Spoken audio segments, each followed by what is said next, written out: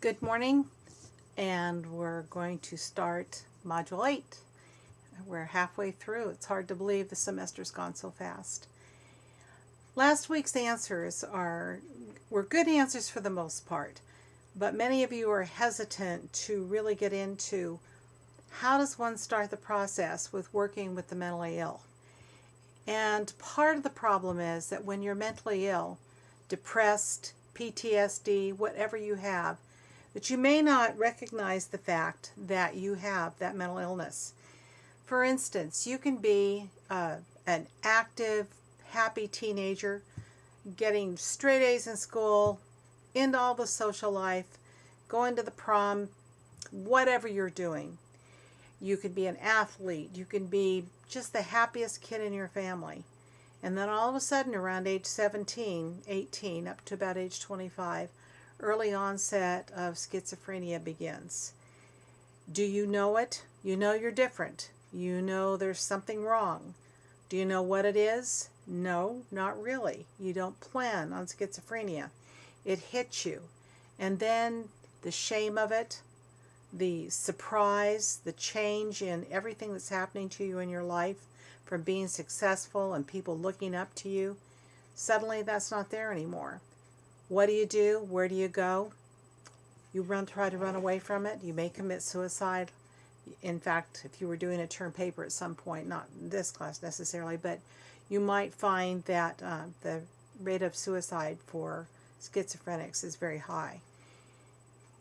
And that's true with almost all mental illness. How many of us want to admit how depressed we are? How many of us want to own up to the fact that we're afraid and we have anxiety, that some phobia is starting to develop? So it's very, very difficult to ask others. And where do you go? Who helps you? Who tells you? Who gives you that list? And unless oftentimes it happens in high school, where there are usually high school counselors who are trained and should be able to help you if you ask for the help. Some of them are perceptive enough to know you're in trouble and help you, or having teachers who recognize it and help you. You may not get it. So when you talk in your answers about the fact that the client has to be willing to accept it, that's true. But where do they get started? And typically, people who are mentally ill don't know where to begin, and they need the help. They need someone to reach out and say, what can I do to help you? What's going on in your life? You know, what seems to be troubling you? Then you can start that process, or someone will notice you and call you in or talk to you about it and try to refer you to someone who can help you. But just walking in off the street, it doesn't always happen. To admit it is really difficult. So that's one of the reasons why we have so many people who end up in prison, so many people who end up, with mental health issues, being homeless, is because they never knew where to go to start.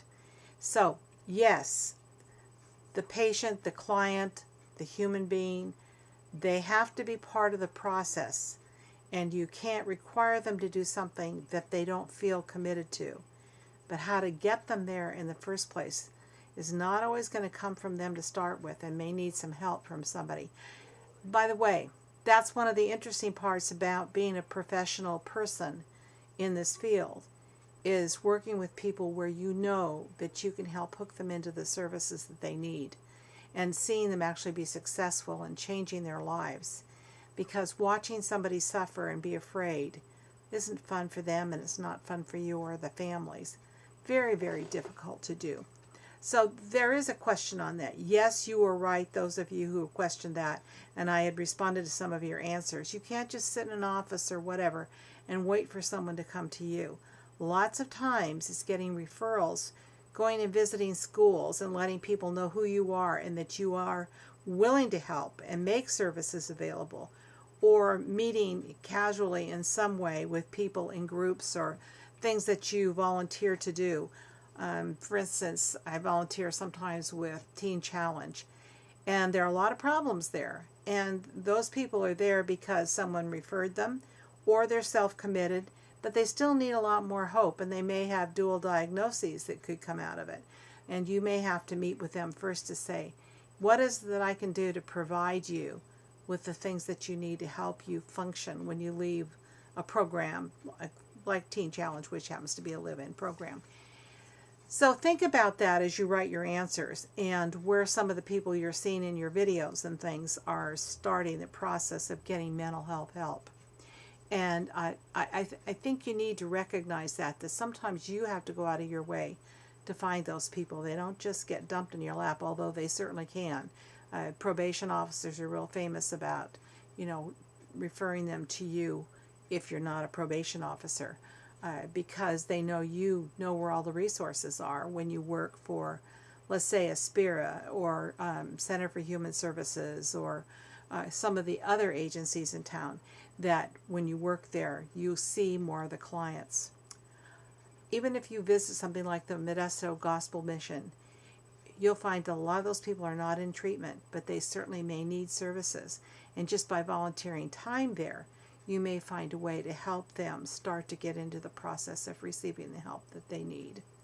Anyway, just think about that as you get on with this. I want to remind you that term papers are going to be due, research papers, and be sure that you have done your work. Also be sure that you do not send it to me as an attachment. It should be an RTF document, or you can just copy and paste it, but you want it to come out in the right format. And if you do an RTF, it will, because your grade is based on format and style, APA version. And if you don't, you will lose part of your credit for your paper. So I'm looking forward to reading those, and a couple of you that I've talked to about different topics, you're more than welcome to do that, but do let me know that you did talk to me or that you're choosing a different topic than what was assigned. It has to be agreed upon with us. Your papers, your work is good, and I appreciate your getting it in on time, and I hope you have a good week. Call me if you have any questions. Check your grades, make sure everything's there. If I can help you, I will. Thanks. Bye.